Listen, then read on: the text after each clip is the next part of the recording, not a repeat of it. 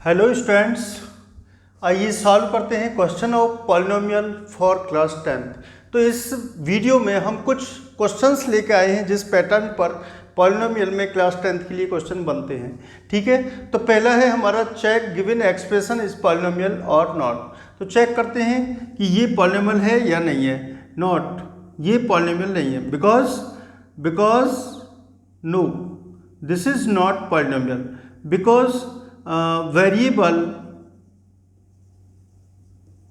Is in denominator. अगर variable denominator में है तो वो पॉलिनोमियल नहीं होता। 3x y की power -2, no this is not polynomial since exponent is negative. अगर एक्सपोनेंट नेगेटिव है तो भी ये पॉलिनोमियल नहीं है। 3 raise to the cube root y, cube root y को हम कैसे लिखते हैं, y की power 1/3। Exponent is in fraction, therefore it is not polynomial. अब इसे चेक करते हैं, यहाँ पर जो वेरिएबल है उसकी पावर क्या है, 1। ठीक है, तो यस दिस इज पॉलिनोमियल। तो ये हुआ चेक करने का तरीका। इसमें ध्यान रखते हैं अगर वेरिएबल हमारा डिनोमिनेटर में है तो वो पॉलिनोमियल नहीं होगा।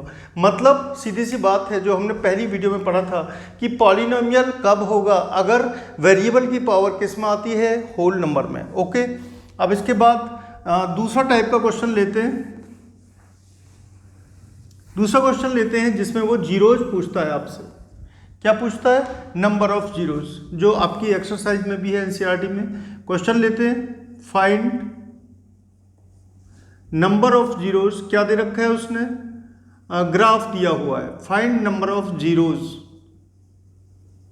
ऑफ px कोई पॉलिनोमियल है, उसकी जीरोज आपको फाइंड करनी है। ठीक है, तो पहले उसने ग्राफ दे दिया कुछ इस तरीके से, कार्टेशियन प्लेन, ये रहा अपना एक्सिस, ये एक्स एक्सिस है, ये वाई एक्सिस है, और ग्राफ उसने दिया इस तरीके से। क्या होंगे इसमें नंबर ऑफ जीरोज, क्लियरली यहाँ ये 2 पॉइंट पर कट करता है एक्स एक्सिस को, तो नंबर ऑफ जीरोज क्या होंगी, 2। क्लियर। अब उसने ग्राफ को कुछ इस तरीके से दिया, पैराबोला अपवर्ड, उसने ग्राफ को ऐसे बना दिया, तो नंबर ऑफ जीरोज इस केस में भी क्या होंगी, 2। ठीक है, सेकंड केस में उसने ग्राफ को कैसे ड्रॉ किया, सेकंड केस लिया उसने, सेकंड कार्टेशियन प्लेन, ये ग्राफ है, तो यहां पर नंबर ऑफ जीरोज क्या होंगे। देखिए ये एक्स एक्सिस को किसी भी पॉइंट पर कट नहीं करता, it means number of zeros 0, इसकी कोई भी जीरो नहीं होगी। ठीक है, और इसी तरीके से दूसरा ले लेते हैं पार्ट, ये ऐसे ऐसे और ऐसे, कितनी जगह कट किया इसने, 1 2 3, तो नंबर ऑफ जीरोज कितनी होंगी इस ग्राफ की, 3। ओके, तो इस तरीके से हम करेंगे। अगर हमको ग्राफ दिया हुआ है तो ऐसे हम सॉल्व कर लेंगे क्वेश्चंस को, बहुत सिंपल है, इसमें कुछ नहीं है। इसके बाद वो पूछता है आपसे कि find the number of zeros. Find the, question number 3, find the number of zeros, sorry, find the zeros of the given polynomial.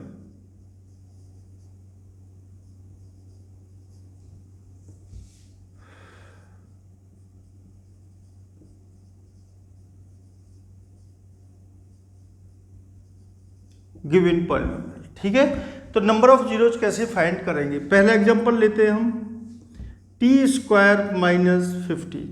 ठीक है, ये क्या है, पॉलिनोमियल इन t, पॉलिनोमियल इन वेरिएबल t। क्या दिया हुआ है, t² - 15। इसकी जीरोज हमें फाउंड करनी है, तो जीरोज फाउंड करने के लिए हमारा पॉलिनोमियल किसके इक्वल हो जाएगा, 0 के। इसको फैक्टराइज करें तो कैसे लिख सकते हैं हम, a² - b², तो t plus √15 and t -√15, okay, equal to 0। अब इस केस में या तो ये वैल्यू 0 के इक्वल होगी या ये वैल्यू 0 के इक्वल होगी। क्यों, क्योंकि तभी मल्टीप्लाई क्या आती है, 0।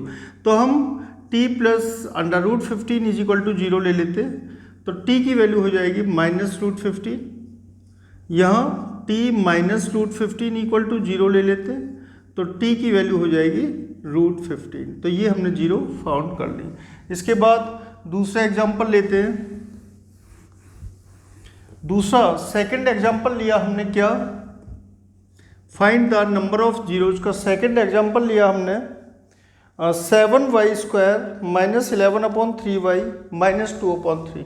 7y² माइनस 11/3y और माइनस 2/3, इसकी हमें जीरोज फाउंड करनी है। ओके, तो इस केस में क्या करेंगे हम, 1/3 को ले लें पहले कॉमन पूरे में से, ये हो गया 21y² माइनस 11y माइनस 2, ठीक है, इक्वल टू 0। इक्वल टू किसके रख देंगे इसको, 0 के। ओके, अब इसको सॉल्व कर लेते हैं। 1/3 इधर चला गया तो 21y², ओके, 21y², अब 2 और 21 की मल्टीप्लाई किया तो क्या आएगा, -42। अब हमको 11 को मिडिल टर्म को स्प्लिट करना है। मिडिल टर्म को स्प्लिट करना है उन नंबर्स में जिनका सम हो -11 और मल्टीप्लाई हो -42, ठीक है। तो क्या लेंगे हम, -42, तो ये होगा हमारा -14y प्लस 3y। ओके, तो 14 थीजा क्या होता है 42, तो -14y plus 3y minus 2 equal to 0। तो इस केस में 1/3 जब इधर जाएगा तो ये 0 हो जाएगा। अब इसमें से ये हमने ग्रुपिंग कर ली दो फैक्टर्स की, यहाँ से हमने बाहर निकाल लिया क्या 7y और अंदर क्या बचा 3y माइनस 2, ये बचा ना, प्लस क्योंकि 7y से मल्टीप्लाई करेंगे, plus 1 3y minus 2 equal to 0।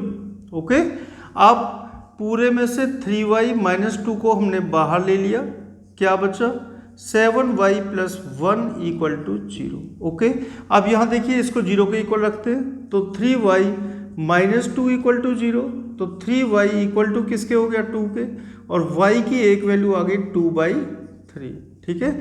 अब y की दूसरी वैल्यू क्या होगी 7y प्लस 1 इक्वल टू 0, तो 7y प्लस 1 इक्वल टू 0, 1 को इधर लेके जाएंगे तो क्या हो जाएगा -1, और y की वैल्यू होगी -1/7, y की वैल्यू -1/7, ठीक है।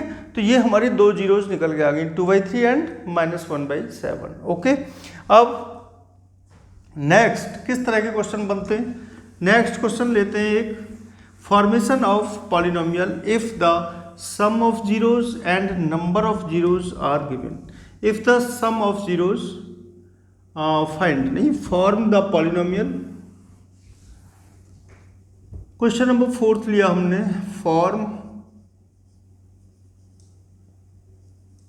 Form quadratic polynomial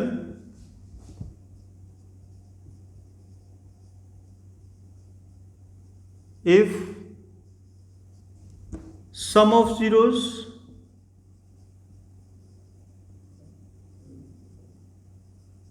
is 1/4 and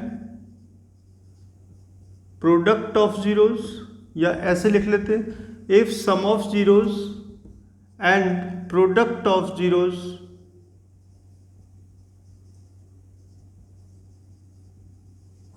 are given।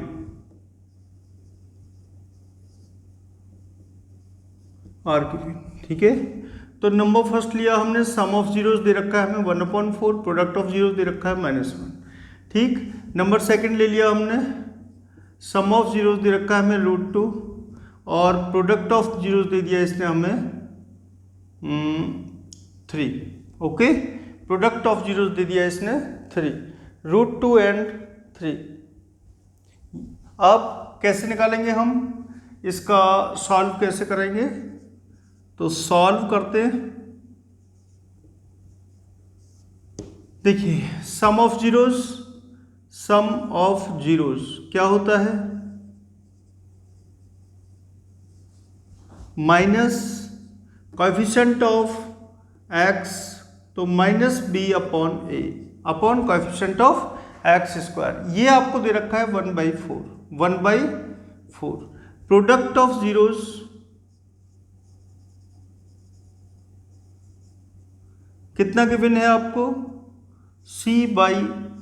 Product of zeros क्या होता है c/a, ये कितना दे रखा है इसने -1, ओके, तो यहाँ कंपैरिजन अगर हम करें तो a की वैल्यू क्या होगी 4 और b की वैल्यू क्या होगी -4। तो इसको हम कंपेयर करने के लिए मल्टीप्लाई कर देते हैं किससे 4 से, और नीचे भी 4 से मल्टीप्लाई किया, ये वैल्यू आ गई हमारी -4/4। ऑन कंपेयरिंग, अगर हमने कंपेयर किया, on comparing a is equal to 4, okay, और b is equal to -1 and c equal to क्या हुआ हमारा -4। तो पॉलिनोमियल क्या हो जाएगा,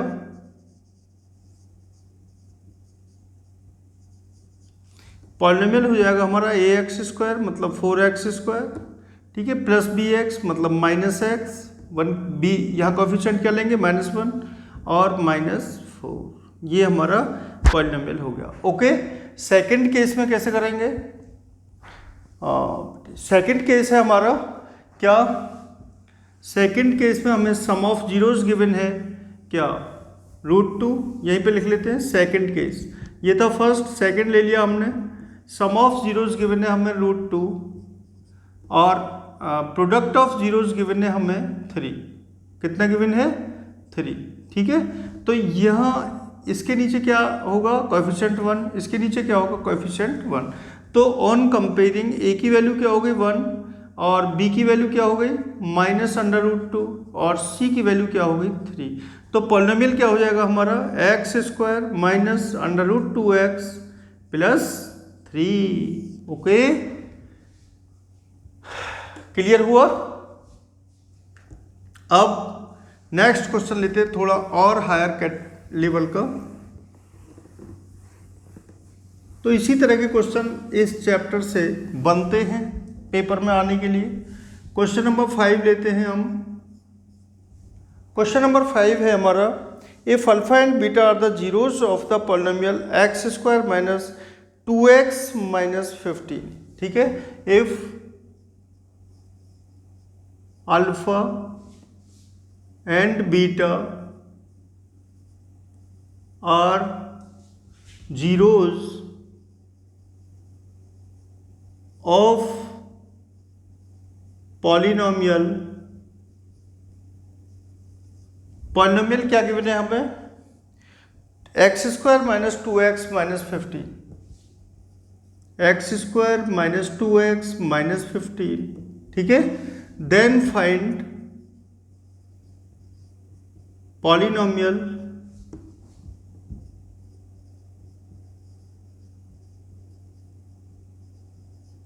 whose zeros, then find polynomial whose zeros are 2 alpha and 2 beta.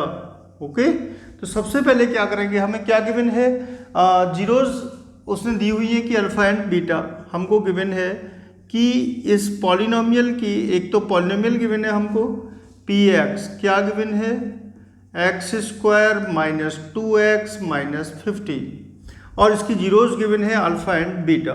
तो sum of zeros alpha plus beta किसके इक्वल होगा -2 के, और product of zeros alpha into beta किसके इक्वल होगा -15 की। अल्फा एंड बीटा किसके इक्वल होगा -15 की। अब हमें इसका निकालना है सम ऑफ जीरोस, तो 2 अल्फा प्लस 2 बीटा किसके इक्वल हो गया 2 अल्फा प्लस बीटा मतलब -4, ठीक है। और 2 अल्फा मल्टीप्लाई 2 बीटा किसके इक्वल हो गया 4 अल्फा बीटा मतलब 4 इंटू -15 इक्वल टू -60। तो अब हमारा पॉलिनोमियल क्या होगा जिसकी जीरोस 2 अल्फा एंड 2 बीटा होंगे। तो रिक्वायर्ड पॉलिनोमियल px क्या हो जाएगा हमारा x² minus sum of zeros, sum of zeros क्या है हमारा -4, तो प्लस 4x, ठीक है, x² plus 4x plus product of zeros क्या है -60। ओके, तो ये हमारा आंसर हुआ क्या required polynomial x² plus 4x -60। ऐसे क्वेश्चन बहुत आते हैं कि आपको अल्फा एंड बीटा दिया हुआ है और दूसरा पॉलिनोमियल वो फॉर्म कराता है, ठीक है। अब एक और क्वेश्चन लेते हैं, क्वेश्चन नंबर 6, ये लास्ट क्वेश्चन होगा इस वीडियो का।